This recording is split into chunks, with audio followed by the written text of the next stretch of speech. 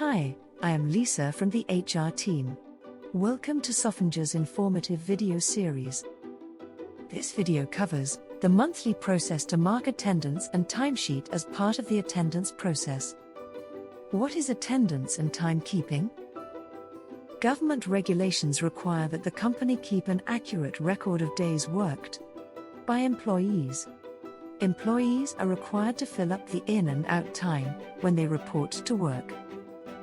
Employees must fill up the in time and out time no earlier than 5 minutes prior to their starting time and no later than 15 minutes after their scheduled shift has ended, unless and until approved by the reporting manager.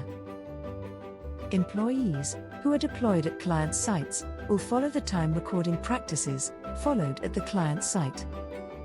Employees are required to keep track of their working hours and ensure that these details are made available to our Human Resource Department by the second day of each month. Why does attendance have to be marked in a correct way? To ensure that the employee is paid in full for the work they have performed. It is important for time records to be kept accurately. Time records help in proper tracking your leaves and applicability and disbursement of other benefits available to an employee. Most of our clients have mandated that we attach attendance records to the invoices being raised. What are the regulations of work hours per week? As per the prevailing regulations, normal working hours do not exceed 48 hours in a working week. We strive to ensure that employees are given at least 1 day off after every 6 consecutive working days. However, in cases where an employee is required to work more than 6 consecutive days, the employee is given a weekly off and a compensatory off as well, at the earliest possible instance. All employees are given required breaks in compliance with the legal requirements. As a policy, the management does not encourage operations in extending your shift timing. Any extension of shift working is entirely voluntary in the hands of the employees, and they have a right to refuse shift extension. While requesting shift extension, the supervisor will keep in view of the total number of hours worked by the employee during that week. The total of all working hours will not exceed 60 hours in a week. Employees are eligible to take a 1 day as compensatory off for any shift extension beyond 11 hours. How to ensure that overtime, that is extra hours logged in the system, are approved. If you are expected to work on holiday or weekly off, please get your comp off generated and approved on the portal in advance. To do so, log into HRMS, go to Self-Service tab, and click on Generate Comp Off. If you need to work beyond shift timing, obtain a prior written approval from Client Manager and Sofinger RM for performing additional work and ensure that your attendance for the day is captured with the additional hours. Details on Excel format and attendance marking is explained in detail further in this video. Now that we have understood basic questions related to attendance, payroll, timesheet and timelines, let us understand the process of marking attendance a little more in detail. At Sofinger, we have 2 methods to mark the attendance, which are: Option 1, through an Excel format. Option 2, by daily marking, punch in and punch out. Based on the restrictions defined by the client, one of the 2 methods is to be adopted by the employees. In case of any doubt, please speak to your reporting managers and get the understanding of approved methods clarified for your site. Let me explain you first method. To mark attendance through an Excel sheet, log into HRMS, go to Management tab, click on Upload Employee Attendance, click on Download Original File. Fill in your employee details and attendance for each day from drop-down menu. An error-free Excel sheet will not have any cell with colored background or characters. Now let us look at some commonly marked errors. Timesheet with errors will have one or more colored cells. Please ensure you resolve these errors before uploading your timesheet. Error number 1. In time or out time not captured. For days which are marked as working day, it is mandatory to have start time date, start time, end time date, and end time. These fields cannot be left blank.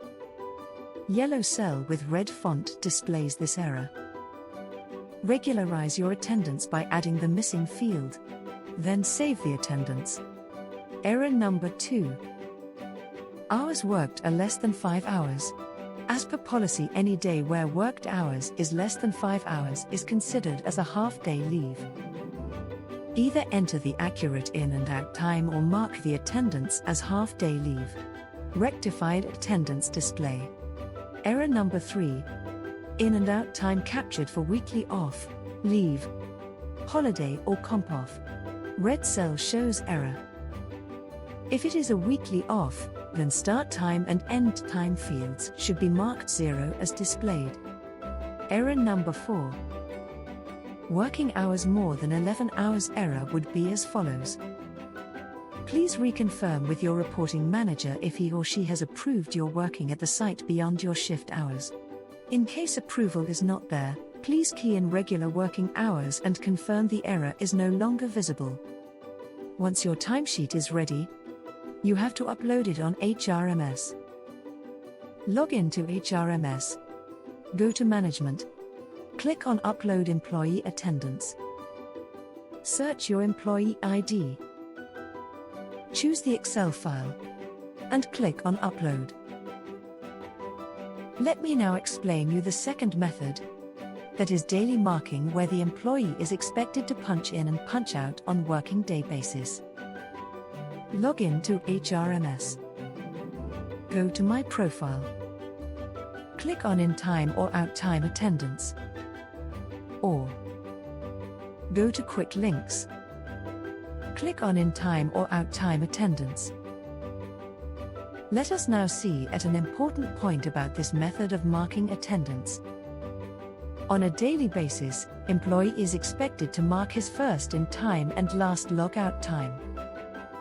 After any weekly off, leave, holiday or missed attendance, system is not able to capture the in time and shows below error. In that case, we need to regularize the attendance. To do so, go to Self-Service Portal.